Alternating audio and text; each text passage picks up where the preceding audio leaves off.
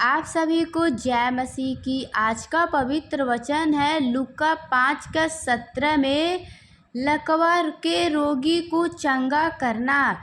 तो आइए हम परमेश्वर के पवित्र वचन को जानते हैं। वचन पे विश्वास हो कमेंट में आमीन लिखना, वीडियो को भी शेयर करना। हालेलुया।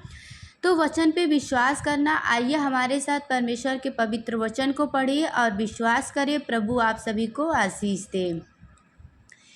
एक दिन ऐसा हुआ कि वह उपदेश दे रहा था और फरीसी और व्यवस्थापक वहाँ बैठे हुए थे, जो गलील और यहूदियों के हर एक गांव से और यरूशलेम से आए थे और चंगा करने के लिए प्रभु की सामर्थ उसके साथ थी।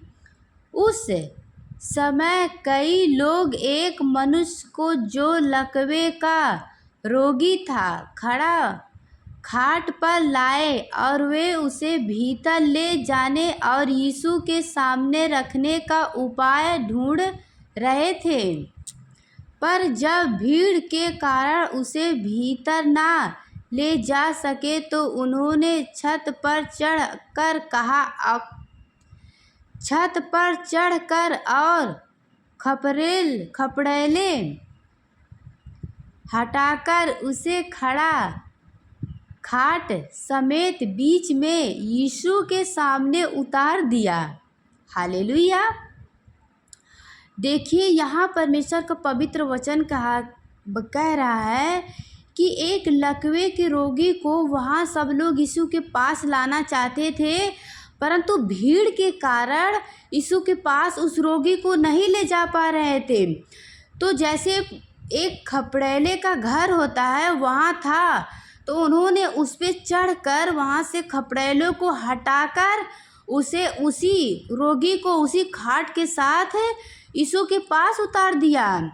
फिर आगे वचन कहता है, उसने उनका विश्वास देखकर उससे कहा, हे मनुष्य, तेरे पाप क्षमा हुए।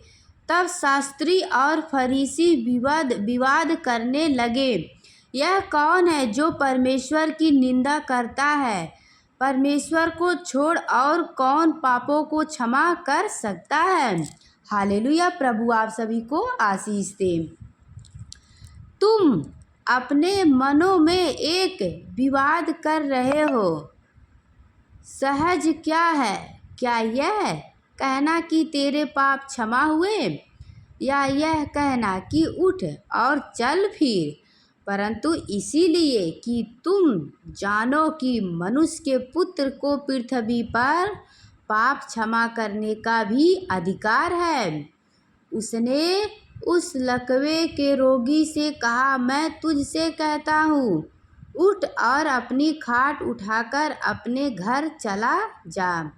वह तुरंत उनके सामने उठा और जिस पर वह पड़ा था उसे उठाकर परमेश्वर की बड़ाई करते हुए अपने घर चला गया। तब सब चकित हुए और परमेश्वर की बड़ाई करने लगे और बहुत डरकर कहने लगे, आज हमने अनोखी बातें देखी है। यस, आमीन, हालेलुया।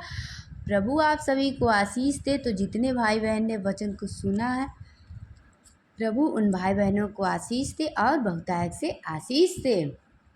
आगे प्रभु का पवित्र वचन कहता है, इसके बाद वह बाहर गया और लेवी नामक एक चुंगी लेने वाले को चुंगी की चौकी पर बैठे देखा और उससे कहा, मेरे पीछे हो ले।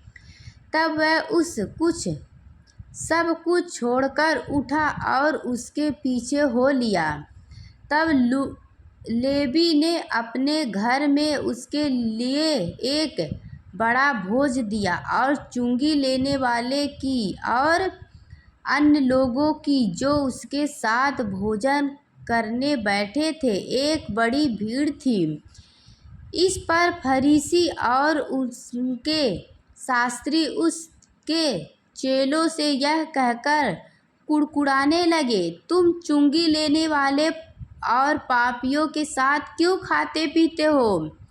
यीशु ने उनको उत्तर दिया, वैद्य भले चंगों के लिए नहीं परंतु बीमारों के लिए आवश्यक है। फिर प्रभु ने कहा, वैद्य भले चंगों के लिए नहीं परंतु बीमारों के लिए आवश्यक है। मैं धर्मियों को नहीं परंतु पापियों को मन फिराने के लिए बुलाने आया हूँ। यस आमीन हालेलुया। प्रभु का पवित्र वचन कहता है उपवास का प्रार्थना। तो आइए हम जानते हैं कि जब हम उपवास करते हैं तो प्रार्थना कैसे करना चाहिए। आइए हम इस वचन के द्वारा जानते हैं। उन्होंने उससे कहा, यूहन्ना के चेलों तो बराबर उपवास रखते और प्रार्थना किया करते हैं और वैसे ही फरीसियों के चेलों भी, परंतु तेरे चेले तो खाते पीते हैं। यीशु ने उनसे कहा, क्या तुम बारातियों से जब तक दूल्हा उनके साथ रहे उपवास करवा सकते हो? परंतु वे दिन आएगा जिनमें दूल्हा उनसे अलग किया जाएगा, तब वे उन दिनों में उपवास करेंगे। उसने एक और दृष्टांतर भी उनसे कहा, कोई मनुष्य नए वस्त्र में से फटकर पुराने वस्त्र में पैबंद नहीं लगाता, नहीं तो नया फट जाएगा और वह पैबंद पुराने में मेल भी नहीं खाएगा। हालेलुया।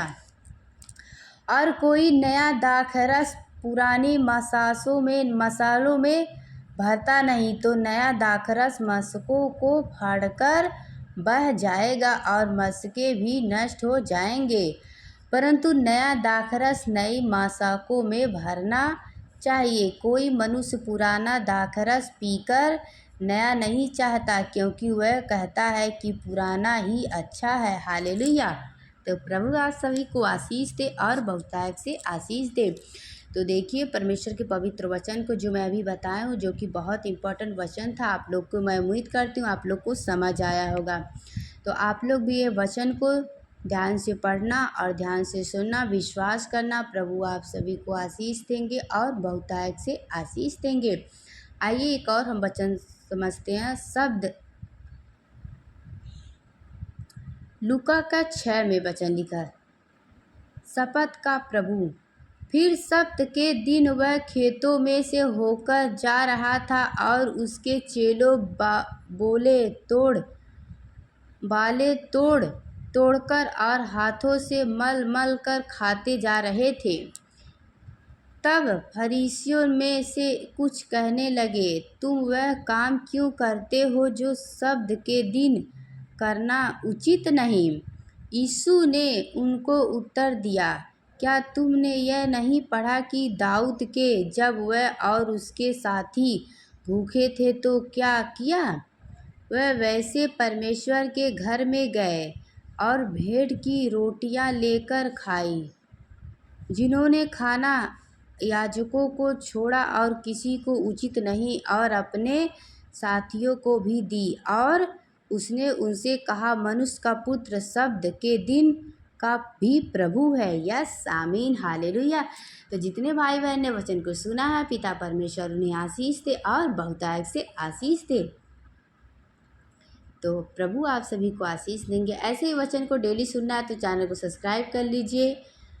हालेलुया। परमेश्वर आप सभी को आशीष दे। God bless you.